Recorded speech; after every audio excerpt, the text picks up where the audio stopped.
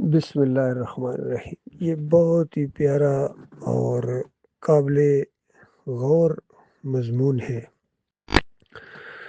موسیٰ علیہ السلام کو اللہ تعالیٰ نے 30 راتوں کے لیے کوہ طور پر بلایا اور وہاں 10 دن اور بڑھا دیے، 40 دن انہوں نے اللہ کی عبادت کی۔ آپ غور کیجئے ایک ایک دن کیسا گزرا ہوگا۔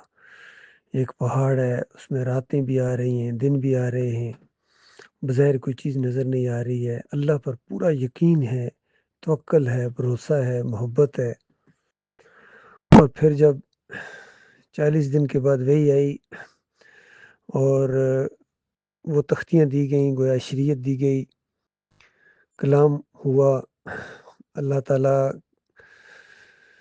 کی محبت کی وجہ سے موسیٰ علیہ السلام نے کہا تھا کہ یا اللہ میں تجھے دیکھنا چاہتا ہوں۔ محبت کی وجہ سے اللہ تعالیٰ نے کہا کہ موسیٰ تم مجھے نہیں دیکھ سکتے ہو، سامنے پہاڑ کو دیکھو، اگر یہ اپنی جگہ قائم رہا تو پھر تم مجھے دیکھ سکو گے۔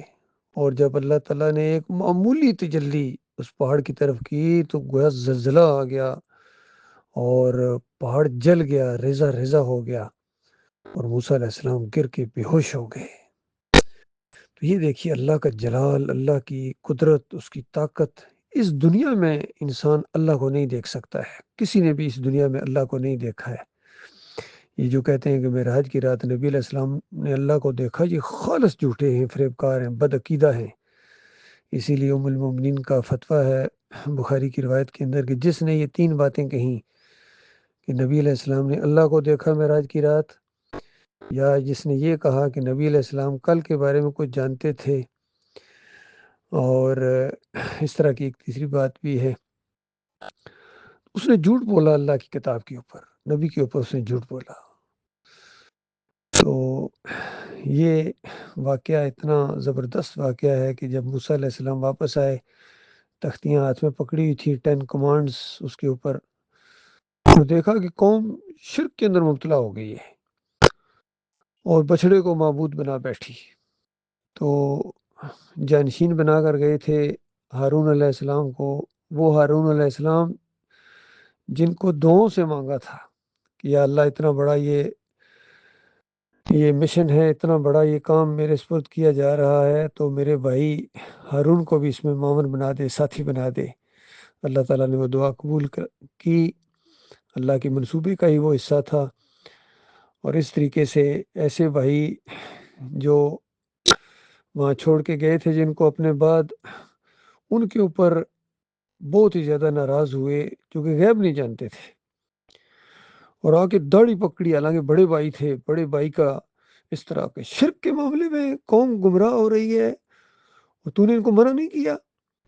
تو اس طریقے سے انہوں نے کہا کہ میرے ماں کے بیٹے ان کافروں کے سامنے مجھے، ان لوگوں کے سامنے مجھے ہنسنے کا موقع نہ دے، ان کو، یہ تو شرارتی لوگ ہیں، یہ تو ناقدرے اور ناشکرے لوگ ہیں، جب اس طرح ہم آپس میں لڑیں گے تو یہ تو خوشیاں منائیں گے، اندر سے خوش ہوں گے، ان کو موقع نہ دے۔ میں نے بڑا ان کو سمجھایا تھا، بڑی کوشش کی تھی، لیکن آخری حد تک میں گیا تھا اور انہوں نے جو ہے وہ مجھے قتل تک کی دھمکی دے دی۔ اتنے غصے میں آگے بڑھے ایمان کے دشمن، اور شرک کے یہ اس طرح شوقین تھے۔ اس انداز سے انہوں نے گفتگو کی، اور پھر موسیٰ علیہ السلام نے اللہ سے معافی بھی مانگی، یا اللہ مجھے بھی معاف کر، میرے بھائی کو معاف کر دے، اس کا کوئی قصور نہیں ہے۔ تو اس انداز سے یہ ایک واقعہ بتاتا ہے کہ توحید اور شرک کا فرق واضح ہے۔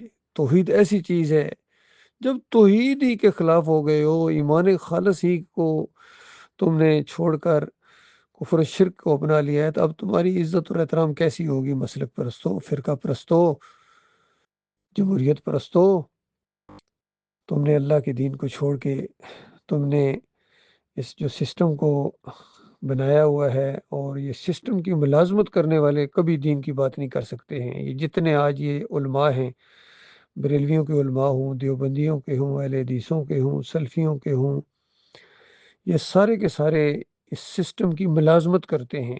جب پیٹ دین کے ساتھ لٹکا ہوا ہو تو وہ بندہ حق بات بیان نہیں کر سکتا ہے، چاہے مکی مولوی ہو یا مدنی ہو یا پاکستانی ہو یا انڈیا کا ہو یا فرانس کا مولوی ہو یا UK کا ہو یا امریکہ کا ہو، چائنا کا ہو، رشیا کا ہو، جاپان کا ہو، جہاں کا بھی مولوی ہے، مولوی ہے جو دین کے اوپر اجرت لیتا ہے، پیسے لیتا ہے، وہ مؤذن جو اذان کے اوپر اجرت لیتا ہے، پیسے لیتا ہے، تنخواہ لیتا ہے، یہ سارے کے سارے حرام خور ہیں۔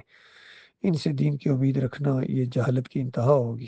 تو یہ معاملہ ہے۔ پھر اس کے بعد دیکھیے چند دن یعنی 40 دن وہ قوم برداشت نہیں کر سکی ہے، اور 40 دن کے بعد جب موسیٰ علیہ السلام آئے تو پھر نقشہ بدلی ہو گیا ہے۔ پھر قوم کو کچھ ہوش آیا کہ جب وہ گمراہ ہو گئے، ان کو احساس ہوا ہے، تو اب ان کو کہا گیا کہ اب جنہوں نے یہ کفر و شرک پھیلایا ہے اب ان کو قتل کرو، یہ طاغوت ہیں، اب ان کے ساتھ تم رہ کے دین کی بات نہیں کر سکتے ہو۔ تو اتنی بڑی آزمائش کے اندر وہ ڈال دیے گئے، تو مخلص مومنوں نے اس میں قتال کیا۔ پھر نمک حرام غداروں کو، جن کے دماغوں کے اندر شرک تھا اور توحید کے وہ دشمن تھے، ایمان خالص کے ساتھ ان کو لگاؤ نہیں تھا، اس کو انہوں نے ناپسند کیا تھا، تو موقع موقع سے ان کی یہ بدعقیدگی سامنے آتی رہی تھی۔ جس موقع کے اوپر بھی وہ سامنے آئی، موسیٰ علیہ السلام نے بہت ہی سختی کے ساتھ ان کو کچلا۔ جب جا رہے تھے تو ایک قوم ہے اپنا بچڑا پوج رہی تھی، کوئی معبود بنایا ہوا تھا، تو کہنے لگے موسیٰ ہمارے لیے بھی ایسا ایک معبود۔ تو کہا میں الرحمن کو چھوڑ کر، اللہ کو چھوڑ کر تمہارے لیے کوئی اور معبود تلاش کروں؟ یہ تو برباد ہونے والے لوگ ہیں۔ اس انداز سے وہاں بھی ڈانٹ ڈپٹ کی اپنی قوم کو، اور پھر اللہ کی طرف رجوع کیا اور کہا کہ ہمارا مالک تو وہ ہے جس نے زمین اور آسمان کو بنایا ہے، پوری کائنات کا مالک ہے، اس کی بات میں کر رہا ہوں، اس کی بات چلے گی، کسی اور کی بات نہیں چلے گی۔ اس کی توحید کو پھیلانا ہے، ایمان خالص کو پھیلانا ہے، شرک کا رد کرنا ہے۔ تو جو اس کا ساتھ دے گا وہ ہمارا بھائی ہے، وہ ہمارا دوست ہے، وہ ہمارا ساتھی ہے۔ اس کو ساتھی اسی لیے کہتے ہیں کہ ساتھ چلنے والا۔ باقی رکاوٹیں کھڑی کرنے والا یا کفر و شرک کی طرف جھکاؤ رکھنے والا، منافقوں کی طرف جھکاؤ رکھنے والا، وہ ہمارا ساتھی کیسے ہو سکتا ہے؟ بالکل اس دور کے اندر جو دعوت اٹھی ہے، توحید کی دعوت ڈاکٹر مسعود الدین عثمانی رحمۃ اللہ علیہ کے ذریعے، تو دیکھیے ڈاکٹر صاحب کی وفات کے بعد یہ آہستہ آہستہ کس طرح شیطان نے اپنا ایک کام کرنا دکھایا، اور کس طرح چند سال بھی نہیں گزرے ہیں کہ 2017 کے اندر آ کر پوری طرح سجدہ تعظیمی کا شرک محمد حنیف نے جماعت کے اندر لا دیا، اور پھر نظم کے ڈنڈے سے اس کو بنوایا۔ تو کئی دفعہ ہم ان کو یہ بھی کہتے ہیں کہ دیکھو اگر آج ڈاکٹر عثمانی رحمۃ اللہ علیہ آ جائیں تو بتاؤ وہ کیا کریں گے؟ وہ تو کہتے تھے کہ یہ پورے خاندان یعقوب علیہ السلام نے اللہ کو سجدہ کیا تھا، وخر لہو کی ضمیر اللہ کے لیے ہے، اور یہ شکر گزاری کا سجدہ تھا۔ اور محمد حنیف کہتا ہے نہیں، یہ سجدہ تعظیمی تھا، یہ یوسف علیہ السلام کو سجدہ ہوا ہے۔ بتاؤ اگر آج ڈاکٹر صاحب آ جائیں تم کیا کرو گے؟ دو ہی باتیں، یا تو وہ درست موقف تم مان لو گے، اور یا ان کو مسجد سے نکال دو گے۔ دونوں باتوں میں سے ایک بات ضرور ہوگی۔ اسی طرح توحید کو پھیلانے کے لیے، ایمان اور اسلام کے لیے جو ویڈیو کا استعمال ہے، ڈاکٹر عثمانی رحمۃ اللہ علیہ کہتے ہیں بالکل جائز ہے اور تصویر کے زمرے میں نہیں آتا ہے۔ تو آج جن لوگوں نے یہ اختلاف کر کے اس توحید کے اس پلیٹ فارم کو روکنے کی کوشش کی ہے، ان سے میرا بھی یہی سوال ہے کہ اگر آج ڈاکٹر عثمانی رحمۃ اللہ علیہ آ جائیں تو وہ تو کہیں گے کہ ایمان اور اسلام کے لیے جائز ہے، اور تم کہہ رہے ہو ناجائز ہے، حرام ہے، اور ڈاکٹر صاحب کہتے ہیں تصویر کے زمرے میں نہیں آتا ہے، اور تم کہتے ہو آتا ہے۔ تو بتاؤ تمہارا بنے گا کیا؟ دو ہی باتیں ہیں، یا تو ڈاکٹر عثمانی رحمۃ اللہ علیہ کی بات کو مان لو گے، اور یا ان کو اسی طرح نکال دو گے جس طرح اپنے ایسے ساتھیوں کو نکالنے کی کوشش کی ہے، بلکہ پرچے نکالے انہوں نے کہ ہمارا کوئی ان سے تعلق نہیں، اندازہ لگا یہ توحید پھیلا رہے ہیں، اس کو ان کو ہوش ہی نہیں، اس نقطے کی طرف ان کا دھیان جاتا ہی نہیں ہے کہ توحید کی بات ہو رہی ہے، ایمان اور اسلام کی بات ہو رہی ہے، کوئی کمائی کا ذریعہ نہیں ہے۔ تو ان کو سوچنا چاہیے، غور کرنا چاہیے، غور و فکر کرنے والوں کو یہ باتیں سمجھ آتی ہیں، اور جو اپنے دماغ کو بالکل بند کر لیں حسد اور جلن کی وجہ سے یا ضد بازی پر آ جائیں، ان کی سمجھ بھی باتیں نہیں آتی ہیں۔